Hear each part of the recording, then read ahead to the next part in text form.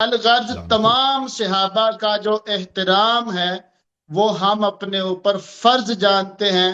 جس کے دل میں ذرا بھی صحابہ کرام کے متعلق بغض ہے، اہل بیت کے متعلق بغض ہے، وہ بندہ گمراہ. یہ میسج بتانا تھا بھائی، اور جو یہ میسج بندہ ہمیں پتہ کسی ہے، کوئی اہم بات صحابی کرے نا، کوئی کام کی ایمان بات میں کرے. ہی شک کرے. بات سننے کا حوصلہ کر لے، ابھی تو ابتدا کی ہے میں نے حضرت.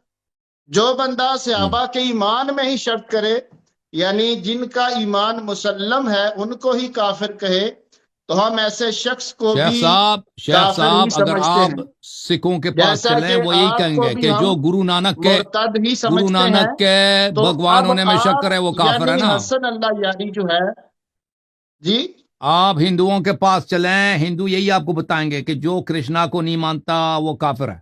ٹھیک ہے نا، یہ کوئی ہے بھائی، اچھا، دلیل سے بات ہوتی ہے نا. اس طرح اسلام تو ثابت یعنی نہیں ہوتا آپ ابو بکر کا. اسلام کے نعرہ مسلمات کو بازی سے ہندوؤں مفتی کے اوپر صاحب، قیاس نعرہ کر رہے ہیں. بازی سے افسوس ہے. ابو بکر کا اسلام بات ثابت سن نہیں لیں ہوگا. یاری صاحب، بات سن لیں، چھوٹی سی بات کروں گا. میں صرف اپنا موقف بتا رہا ہوں کہ میں آپ کو مرتد سمجھتا ہوں اس لیے کہ آپ ایمان شیخین میں شک کرتے ہیں، بلکہ اس کا انکار کرتے ہیں.